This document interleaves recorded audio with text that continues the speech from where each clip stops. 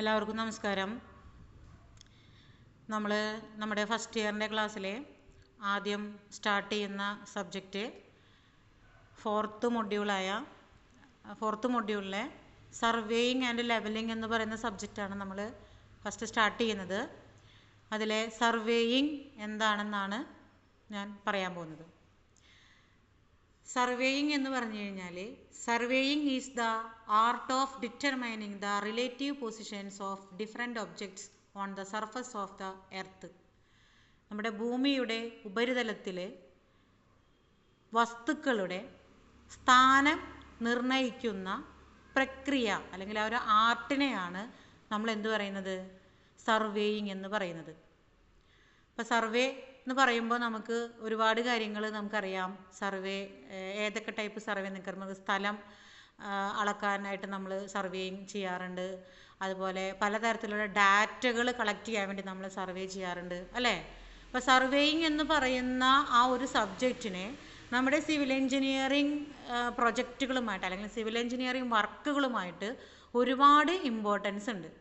അതായത് ഇപ്പോൾ ഒരു സ്ഥലത്തിൻ്റെ ഏരിയ നമ്മളിപ്പോൾ സർവേ എന്ന് പറയുമ്പോൾ പെട്ടെന്ന് നമ്മുടെ മനസ്സിൽ വരുന്നത് സ്ഥലം അളക്കുന്നതുമായി ബന്ധപ്പെട്ട കാര്യങ്ങളായിരിക്കും. പക്ഷേ പ്രധാനമായിട്ടും അത് മാത്രമല്ല നമുക്ക് വരുന്നത്. നമ്മുടെ ഒരു എൻജിനീയറിംഗ് കൺസ്ട്രക്ഷൻ മേഖലയിൽ ഏത് ഒരു പ്രൊജക്റ്റ് എടുത്താലും നമുക്കതിൽ ആദ്യം വരുന്ന നമ്മുടെ പ്രോസസ്സ് എന്ന് പറയുന്നത് സർവേ ആണ്, അല്ലേ? ഇപ്പോൾ നമ്മളൊരു റോഡ് വരുന്നു, അല്ലെങ്കിൽ റോഡിൻ്റെ വീതി കൂട്ടുന്നു, അല്ലെങ്കിൽ ഒരു കനാല് വരുന്നു, അല്ലെങ്കിൽ ഒരു ഡാം വരുന്നു, അല്ലെങ്കിൽ ഒരു റെയിൽവേ വരുന്നു. എന്തൊരു പ്രൊജക്റ്റ് നമ്മൾ ചെയ്യുക, അല്ലെങ്കിൽ ഒരു പാലം, ബ്രിഡ്ജ് വരുന്നു, എന്ത് വരുന്നുണ്ടെങ്കിലും ഒരു കൾവർട്ടായാൽ പോലും നമുക്ക് അതിനെന്ത് വേണം, അതിൻ്റെ പ്രിലിമിനറി ആയിട്ട് നമ്മൾ അതിൻ്റെ സർവേയിങ് ആണ് നമ്മൾ ചെയ്യുന്നത്. എങ്ങനെയാണെന്നുള്ളത്, എങ്ങനെയാണ് അതിൻ്റെ സർവേ, എങ്ങനെ ഇപ്പോൾ റോഡാണെങ്കിൽ ആ റോഡ് എങ്ങനെ നമ്മളതിനെ കൺസ്ട്രക്റ്റ് ചെയ്യണം എന്നുള്ളതിൻ്റെ ഒരു സർവേയിങ് ആണ്. ഏതിലൂടെ എല്ലാം പോകുന്ന, എവിടെയൊക്കെയാണ് നമുക്ക് കട്ടിങ് വരുന്നത്, ഫില്ലിങ് വരുന്നത്, ഏത് റൂട്ടാണ്, അങ്ങനെയുള്ള ഇതിൻ്റെ മെയിനായിട്ട് വരുന്ന അതിൻ്റെ ഒരു പ്രോസസ്സ് എന്ന് പറയുന്നത് സർവേയിങ് ആണ്. അപ്പോൾ സർവേ എന്ന് പറയുമ്പോൾ നമ്മളതൊരു സ്ഥലം അളക്കുക എന്നത് മാത്രമല്ല ഉദ്ദേശിക്കുന്നത്. ഇപ്പോൾ ഈ ഡാറ്റ കളക്റ്റിലും എല്ലാം ഈ സർവേയുമായി ബന്ധപ്പെട്ട് വരുന്നത്. അപ്പോൾ സർവേക്ക് നമ്മുടെ ഈ ഒരു സിവിൽ എഞ്ചിനീയറിംഗ് സബ്ജക്റ്റിൽ വളരെയധികം ഇമ്പോർട്ടൻസ് ഉണ്ട് സർവേ എന്ന് പറയുന്ന സബ്ജക്റ്റിന്. അപ്പോൾ സർവേ എന്ന് പറയുന്നത് അതിൻ്റെ ഡെഫിനിഷനാണ് ഇപ്പോൾ ഞാൻ പറഞ്ഞത്. ഭൂമിയുടെ ഉപരിതലത്തിലുള്ള വസ്തുക്കളുടെ സ്ഥാന നിർണയം നടത്തുന്ന ആ ഒരു പ്രോസസ്സ് അല്ലെങ്കിൽ ഒരു ആർട്ട് എന്നാണ് നമ്മൾ പറയുന്നത്. അതിനെ നമ്മൾ എന്ത് പറയുന്നു, സർവേയിങ് എന്ന് പറയുന്നു. അടുത്തതാണ് ലെവലിംഗ് എന്ന് പറയുന്നത്. അപ്പോൾ സർവേയിങ് ആൻഡ് ലെവലിംഗ് എന്നാണ് നമ്മുടെ സബ്ജക്റ്റിൻ്റെ പേര്. ഓക്കെ, എന്തുകൊണ്ടാണ് ഇതിനെ രണ്ടായിട്ട് പറയുന്നത്? ഇപ്പോൾ സർവേയിങ്ങിൽ നമ്മൾ എടുക്കുന്നത് ഇപ്പോൾ ഒരു സ്ഥലം അളക്കാനായാലും ഒരു പ്രൊജക്റ്റിൻ്റെ ഇപ്പോൾ നേരത്തെ പറഞ്ഞ ഏതൊരു പ്രൊജക്റ്റ് വർക്കിന് വേണ്ടിയിട്ടാണെങ്കിലും നമ്മളിടുന്ന മെയിൻ ഡിസ്റ്റൻസ് മെഷർ ചെയ്യുന്നത്, ഡിസ്റ്റൻസാണ് നമ്മൾ മെഷർ ചെയ്യുന്നത്. അതിൻ്റെ അളവുകൾ എടുക്കുന്നത് ഹൊറിസോണ്ടൽ ഡിസ്റ്റൻസ് ആണ് നമ്മൾ മെഷർ ചെയ്യുന്നത്, അല്ലേ? നമ്മളതിൻ്റെ ഹൊറിസോണ്ടൽ ടേപ്പ് വെച്ചിട്ട്, അല്ലെങ്കിൽ ചെയിൻ ആയിക്കോട്ടെ, ടേപ്പ് ആയിക്കോട്ടെ, നമ്മൾ അതിൻ്റെ മെഷർമെൻറ്റ്സ് എങ്ങനെയാണ് എടുക്കുന്നത്, ഹൊറിസോണ്ടൽ ഡിസ്റ്റൻസ് ആണ് നമ്മൾ എടുക്കുന്നത്. പക്ഷേ ലെവലിംഗ് എന്ന് പറഞ്ഞു കഴിഞ്ഞാൽ ലെവല് എന്ന വാക്കിൽ നിന്ന് തന്നെ നിങ്ങൾക്ക് മനസ്സിലാക്കാൻ പറ്റും, ലെവല് ചെയ്യാൻ വേണ്ടിയിട്ട്, അതായത് അതിൻ്റെ ഗ്രൗണ്ടിൻ്റെയൊക്കെ ഉയർച്ച താഴ്ചകളൊക്കെ എങ്ങനെ വരുന്നു എന്നൊക്കെ കണക്കാക്കി അതിൻ്റെ ഒരു ഗ്രാഫ് തയ്യാറാക്കുക എന്നുള്ളതാണ് ലെവലിങ്ങിൽ നമ്മൾ മെയിനായിട്ട് ചെയ്യുന്നത്. അപ്പോൾ എവിടെയാണ് നമുക്ക് കട്ട് ചെയ്യേണ്ടത്, എവിടെയാണ് ഫില്ല് ചെയ്യേണ്ടത്, എത്ര ഹൈറ്റിലാണ് നിൽക്കുന്നത്, ഇതൊക്കെ നമുക്ക് ലെവലിങ്ങിലൂടെ നമുക്ക് ചെയ്യാനായിട്ട് പറ്റും. അപ്പോൾ ലെവലിങ്ങിൽ നമ്മൾ കണ്ടുപിടിക്കുന്നത് ഉയർച്ച താഴ്ചകളാണ്. അപ്പോൾ അത് വെർട്ടിക്കൽ ഡിസ്റ്റൻസ് എന്നാണ് നമ്മൾ പറയുക, അല്ലെങ്കിൽ എലിവേഷൻ പോയിന്റ് എന്ന് പറയും. എലിവേഷൻ പോയിന്റ് കണ്ടുപിടിക്കുക അല്ലെങ്കിൽ വെർട്ടിക്കൽ ഡിസ്റ്റൻസ് കണ്ടുപിടിക്കുന്നതിനാണ് നമ്മൾ ഉപയോഗിക്കുന്നത്, ലെവലിംഗ് സർവേ നമ്മൾ ഉപയോഗിക്കുന്നത്. അപ്പോൾ സർവേയിങ് ആൻഡ് ലെവലിംഗ് എന്ന് പറഞ്ഞാൽ സർവേയിൽ നമ്മൾ ഹൊറിസോണ്ടൽ ഡിസ്റ്റൻസ് ആണ്, അതുപോലെ ലെവലിങ്ങിൽ നമ്മൾ വെർട്ടിക്കൽ ഡിസ്റ്റൻസ് ആണ് നമ്മൾ മെഷർ ചെയ്തെടുക്കുന്നത്. ഓക്കെ, അപ്പോൾ സർവേയിങ് ആൻഡ് ലെവലിംഗ്. ഇനി നമ്മളോട് പറയുന്നത് എന്താണ് ഒബ്ജക്റ്റ് ഓഫ് സർവേയിങ്, ഒരു സർവേയുടെ ഒബ്ജക്റ്റ് എന്താണ്? അതിൽ മെയിനായിട്ട് പറയുന്നത് the main object of surveying is to prepare to map or plan. മെയിനായിട്ട് വരുന്നൊരു പോയിന്റ് അതാണ്. നമ്മൾ ഒരു സർവേ ചെയ്യുന്നത് ഒരു പ്ലാനോ അല്ലെങ്കിൽ ഒരു മാപ്പോ തയ്യാറാക്കുക എന്നതാണ് സർവേയുടെ പ്രധാനപ്പെട്ട ലക്ഷ്യം എന്ന് പറയുന്നത്. ഒരു പ്ലാൻ ഓർ മാപ്പ് തയ്യാറാക്കുക എന്നതാണ് സർവേയുടെ പ്രധാനപ്പെട്ട ഏറ്റവും ഇമ്പോർട്ടൻ്റ് ആയിട്ടുള്ളൊരു ലക്ഷ്യം എന്ന് പറയുന്നത് പ്ലാൻ ഓർ മാപ്പ് തയ്യാറാക്കുക എന്നതാണ്. നെക്സ്റ്റ് എന്താ to determine the boundaries of land. നമ്മുടെ ലാൻഡിൻ്റെ ബൗണ്ടറീസ് കണ്ടുപിടിക്കുന്നതിനെ നമ്മളെന്ത് സർവേ ചെയ്യുന്നു. പിന്നെന്താ പറയുക, it is very useful for the purpose of designing project. നമ്മളിപ്പോൾ ഒരു ഞാൻ നേരത്തെ പറഞ്ഞ പോലെ തന്നെ പലതരത്തിലുള്ള പ്രൊജക്റ്റുകളുണ്ട്. ആ ഡാം ആയിക്കോട്ടെ, കനാല്, റോഡ്, റെയിൽവേ, ഇങ്ങനെയുള്ള ഏത് പ്രൊജക്റ്റുകളാണെങ്കിലും നമുക്കതിന് അത് ഡിസൈൻ ചെയ്യണമെങ്കിൽ അതിനു മുമ്പ് നമുക്കൊരു സർവേ ആവശ്യമാണ്. അതുപോലെ തന്നെ സക്സസ്ഫുൾ ആയിട്ടുള്ള ഒരു വർക്കിൻ്റെ കംപ്ലീഷൻ നടക്കുന്നത് എന്തിനെ ആശ്രയിച്ചിട്ടാണ്?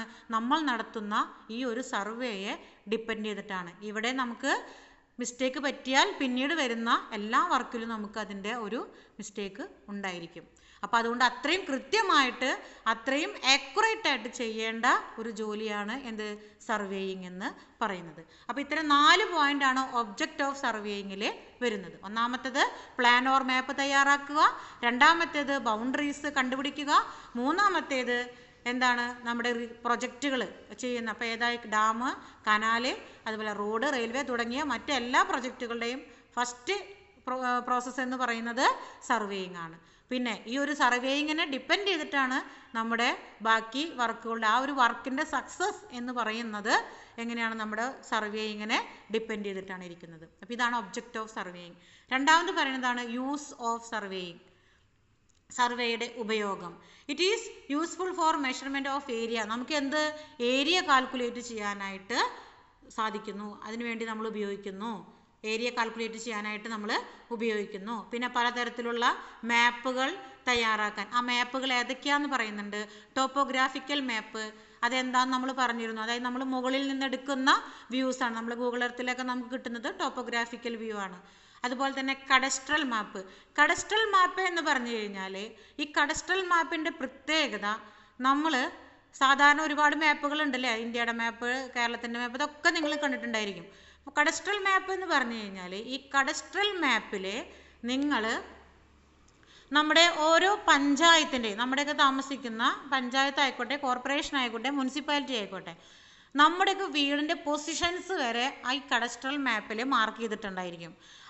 അതായത് ഇപ്പോൾ നമ്മുടെ തൃശ്ശൂർ ജില്ലയിലെ ലാൻഡ് യൂസ് ബോർഡിൽ ചെന്ന് കഴിഞ്ഞാൽ നമുക്ക് ഓരോ ജില്ലയിലെയും ഓരോ പഞ്ചായത്തിലെയും അല്ലെങ്കിൽ ആ പഞ്ചായത്തിലെ ഓരോ വാർഡിലെയും വീടുകളുടെ എണ്ണം, അതിൻ്റെ പൊസിഷൻ, ഓട് വീടാണോ ടെറസ് വീടാണോ, ഇങ്ങനെയുള്ള ഡീറ്റെയിൽസ് ഓരോ വീടിൻ്റെയും ബൗണ്ടറീസ് മാർക്ക് ചെയ്തിട്ട് അതിങ്ങനെ വരച്ച് റോഡിൽ നിന്ന് എത്ര മീറ്റർ നീങ്ങിയിട്ടാണ്, ഇതെല്ലാം കൃത്യമായിട്ട് വരച്ച് മാർക്ക് ചെയ്ത് വെച്ചിരിക്കുന്ന ഒരു മാപ്പാണ് എന്ന് പറയുന്നത് കഡസ്ട്രൽ മാപ്പ് എന്ന് പറയുന്നത്.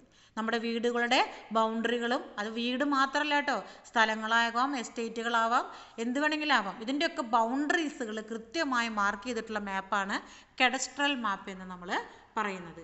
പിന്നെ വരുന്നത് എന്താണ്? എൻജിനീയറിംഗ് മാപ്പ്. എൻജിനീയറിംഗ് മാപ്പിൽ നമ്മൾ വരുന്ന എൻജിനീയറിംഗ് വർക്കുകൾ, റെയിൽവേ ലൈൻസ്, അങ്ങനെയൊക്കെ വരുന്ന നമ്മുടെ പാലങ്ങൾ, അങ്ങനെയൊക്കെ വരുന്ന ലൈൻസ് എൻജിനീയറിംഗ് മാപ്പിൽ നമുക്ക് വരുന്നത്.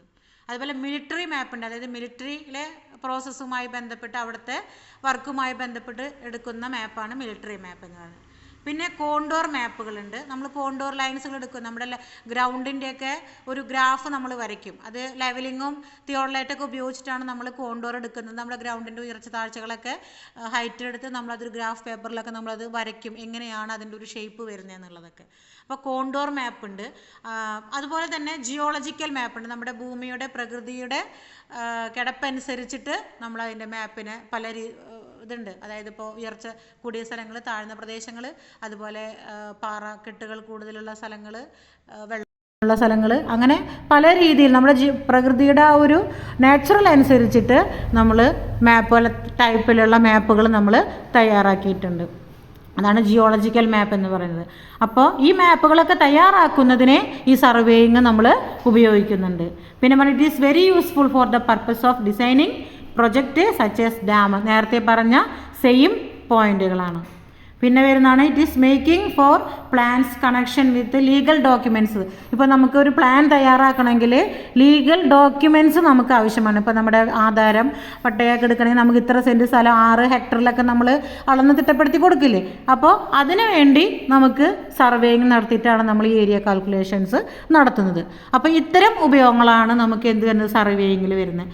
പിന്നെ വരുന്നതാണ് പ്രൈമറി ക്ലാസിഫിക്കേഷൻസ് ഓഫ് സർവേ. സർവേനെ നമ്മൾ പ്രധാനമായും 2ആയി തിരിച്ചിട്ടുണ്ട്. പ്ലെയിൻ സർവേയിങ് അതുപോലെ തന്നെ ജിയോഡറ്റിക് സർവേ, ഇങ്ങനെ നമ്മൾ 2ആയിട്ട് തിരിച്ചിട്ടുണ്ട്. അതിലെ പ്ലെയിൻ സർവേയിങ് എന്ന് പറഞ്ഞു കഴിഞ്ഞാൽ നമ്മുടെ ഭൂമിയുടെ ഗോളാകൃതിയെ കണക്കിലെടുക്കാതെ അത് പ്ലെയിൻ ആയിട്ടാണ് കിടക്കുന്നത്, അതായത് ഹൊറിസോണ്ടലായിട്ടാണ് കിടക്കുന്നതെന്ന് വെച്ച് നമ്മൾ എടുക്കുന്ന സർവേയാണ്. അതിൻ്റെ ഡിസ്റ്റൻസ് ആയിട്ടാണ് നമ്മൾ മെഷർ ചെയ്യുന്നത്. അപ്പോൾ ഗോളാകൃതി കണക്കിലെടുക്കാതെ ചെയ്യുന്ന സർവേയാണ് പ്ലെയിൻ സർവേ. ആ ഗോളാകൃതിയെ കണക്കിലെടുത്തുകൊണ്ട് ചെയ്യുന്ന സർവേയാണ് ജിയോഡറ്റിക് സർവേ എന്ന് പറയുന്നത്. അപ്പോൾ ഇത്രയാണ് നമ്മൾ ഫസ്റ്റ് ക്ലാസ്സിൽ എടുത്തത്. ഒന്നാമത്തേത് സർവേയിങ് എന്താണെന്ന് പറഞ്ഞു, ലെവലിംഗ് എന്താണെന്ന് പറഞ്ഞു, അതുപോലെ അതിൻ്റെ ഒബ്ജക്റ്റ്, അതിൻ്റെ യൂസ്, അതുപോലെ അതിൻ്റെ പ്രൈമറി ക്ലാസിഫിക്കേഷൻസ് ഓഫ് സർവേ. ഇത്രയാണ് നമ്മുടെ ഫസ്റ്റ് ക്ലാസ്സിൽ നമ്മൾ എടുത്തിട്ടുള്ളത്. ബാക്കി ഭാഗം നമ്മുടെ നെക്സ്റ്റ് ക്ലാസ്സിൽ ഞാൻ ഇടുന്നതായിരിക്കും. Okay, thank you.